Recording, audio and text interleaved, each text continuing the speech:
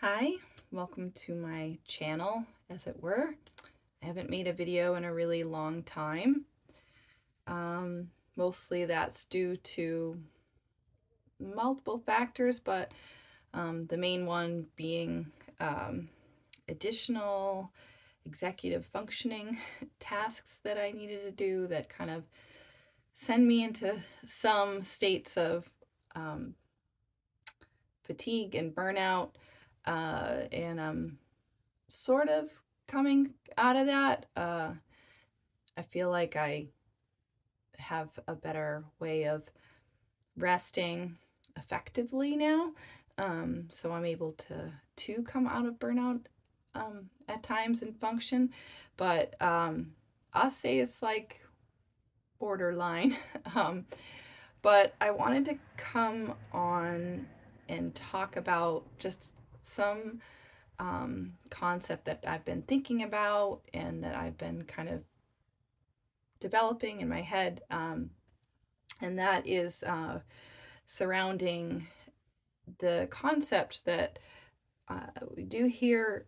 I do hear from the community, and often in online forums and things that I follow, that a lot of people, when they self-diagnose with autism, or when they get an official diagnosis of autism, or maybe somebody that they know has self-diagnosed with autism, that the traits of autism um, show up more, uh, or in the case of like ADHD, that the ADHD traits um, present themselves more once the person is aware that they are in fact neurodivergent in some way.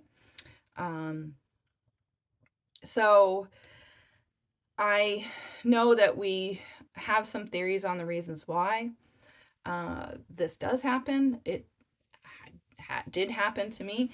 Um, right now, we're about like 1 year from my self diagnosis. Um, and in the course of the year, I have definitely lived more like an autistic person than I have in the past. I've embraced much of that. Um, and it's still trial and error as far as what works for me.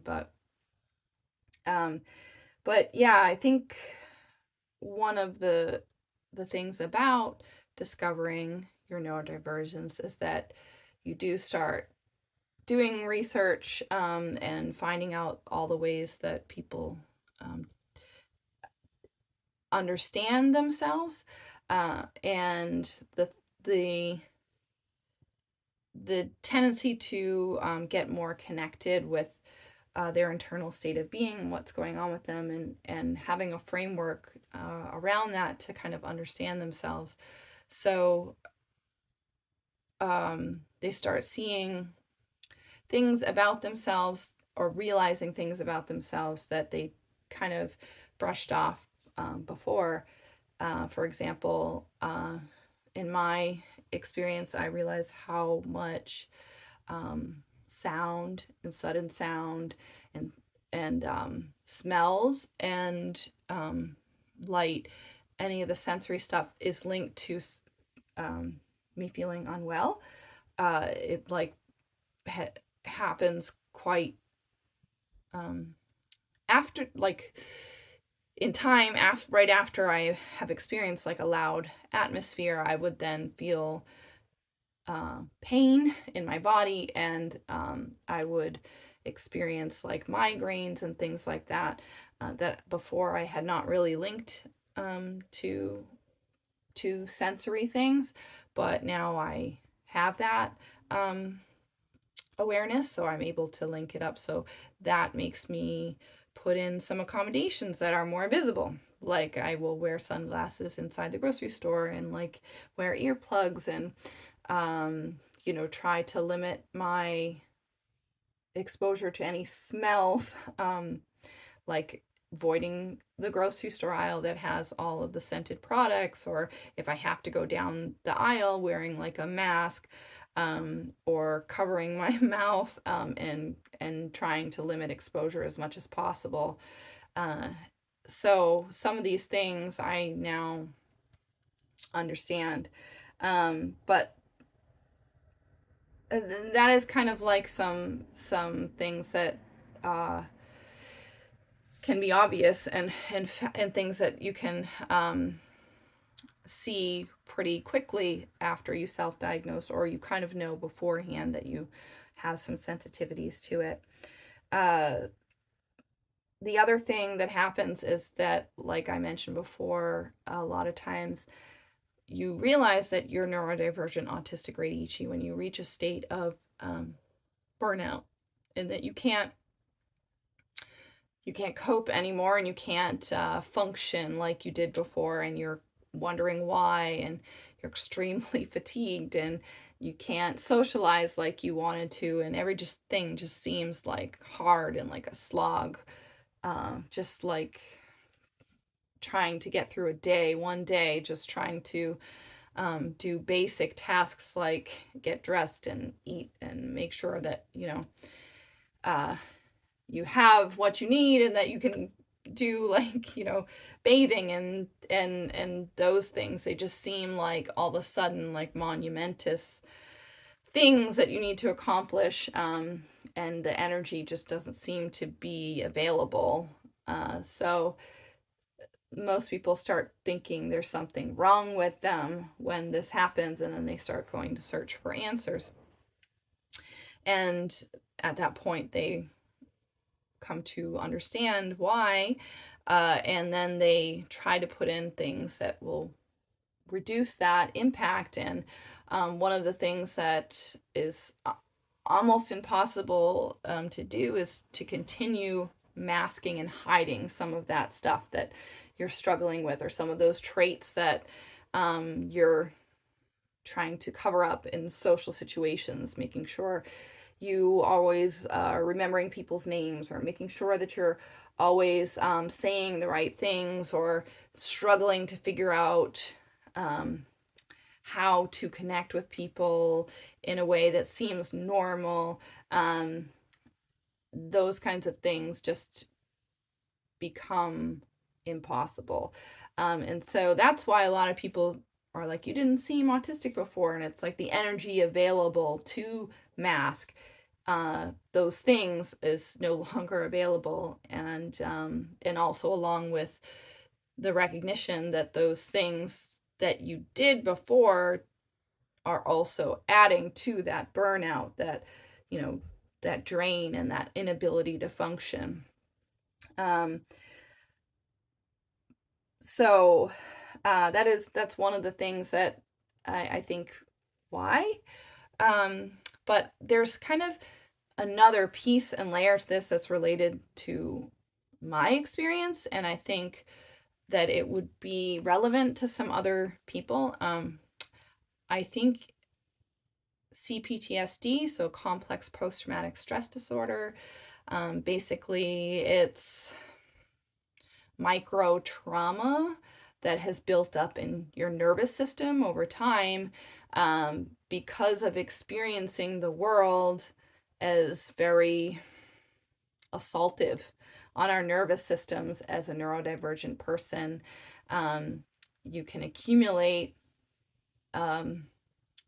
nervous system assault over time, damage, and we call that CPTSD. This could be social, it could be ostracization, social ostracization. It could be feeling like you can't connect with people, just all the undercurrent type of judgment that people don't say outright can impact people with ADHD, tend to get the message to them that they are too much, and that they need to tone it down or go away, or they're feel like they're always being pushed away. And that can translate into there's something wrong with me. Somebody that's autistic can experience the same message, like, why can't you just cope? There's definitely something wrong with you. This environment is fine and you need to adjust. Obviously, the problem is individual, not environmental. That's the message that neurodivergent people tend to get, and that over time can lead to some trauma. When you go through the process of self-diagnosis, and when you go through the process of even getting official diagnosis, and starting to unravel some of those things that contributed and reframing some of that stuff in your mind, the messages that it was, your individual self, and starting to kind of shift that and realizing that it's more the environment, your response to the environment, and the problem becomes not just centered on you. It's more of a holistic view. And once that happens and you start addressing and releasing some of those symptoms and those negative beliefs that you have about yourself, the funny thing that can happen, and it has happened to me, is that the traits of autism and or ADHD become, or anxiety, other types of neurodivergence become more enhanced. And what I have been thinking about is sort of like a lot of trauma type therapy, or a lot of therapy in general, not just for neurodivergent populations, but for like everybody, just it focuses a lot on the individual and like working on the individual's either thought process or coping mechanisms or things like that. It's not a holistic view of the structure as a whole, meaning the person and their environment and their social, their community, and all this stuff. And, working in a trauma based modality is kind of based in this old way of psychology, and it's like based on the Cartesian model of psychology, basically thoughts and feelings and emotions, they occur within the self, and our experience with the world is driven from inside out. So like our perception and everything. And a lot of therapy is kind of focused on trying to change that of the individual. And as you can see, it's a very flawed mechanism. And I'm not opposed to therapy. I'm not opposed to seeing a therapist. In fact, I have a therapist that is wonderful, but I think that this modality of patient-centered, individual-focused really does put people in a place where they are naturally separate from like thinking about support, thinking about community, thinking about the environment, thinking about social structures and support networks and things like that. I think it generally feels like the problem is centered on the individual and adjusting that person. And in my experience, as my CPTSD symptoms went away, it was this weird thing where I was experiencing way more in my environment. And one of the things that is really, really important in neurodivergent mental health is a concept. It's called embodied cognition or affective cognition. And basically it's we are not a single um, unit system. Uh, the environment impacts us, our nervous system directly, and we in the environment, and there is a flow back and forth. That's not just in neurodivergent health, that's mental health, that's in all people. But the thing about autistic people, people with ADHD, that barrier between ourselves and the environment and the impact out and back, the threshold is much narrower. So as you kind of take away some of the effects of the trauma, you end up having a much narrower bandwidth between you and the external world. So this is just something that I've been noticing. I think in lots of different communities, they frame it differently. I guess hyper empathy would fall into this category, feeling the feelings of other people. It's mostly that, neurodivergent people tend to fall in their sensory profile, either hyper or hypo, and a lot of in different areas, different areas of the senses, and one of them can be, you know, you could have olfactory sensing, visual sensing, where you are in space, proprioception, your internal body signals, interoception, and your empathy, being aware of somebody else's emotions. So all of these things can go one way or the other, and in the same person can be hyper in one category and hypo in another. And there are quite a few autistic people that have just a very narrow bandwidth between themselves and the environment, and how the implications of this are such that exposing yourself to things that hit your nervous system regularly can exacerbate CPTSD symptoms, or send an autistic person or a person with ADHD into a burnout, as they can't cope with them.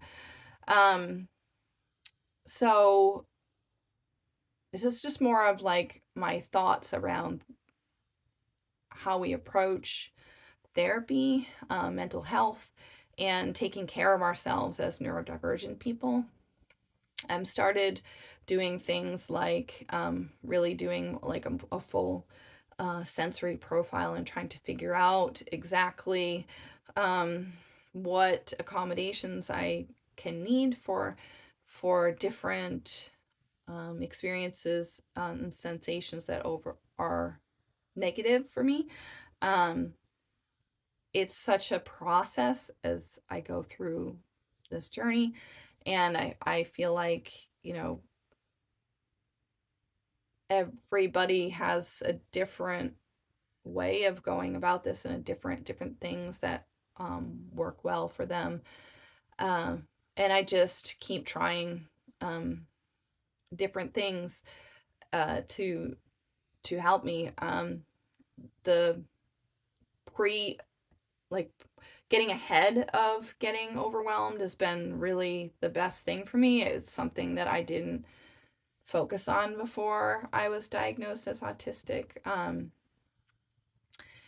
Like making sure a good portion of my day is quiet, which is like sometimes next to impossible to do, but to make sure that I do wear my earplugs or my noise canceling headphones like a good portion of the day, and uh and using my stims, like my music is a stim for me, and I do need to move my body. or else I feel like I'm not able to move emotions through my body, and things get stuck in my body and then make my body pain and having pain.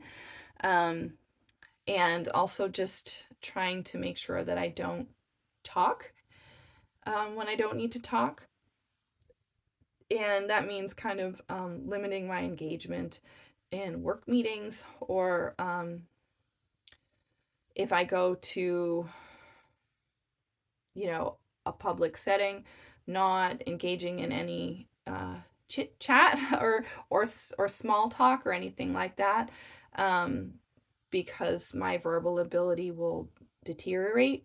Uh, and even now, you can tell that my ability to string the words together is not great still.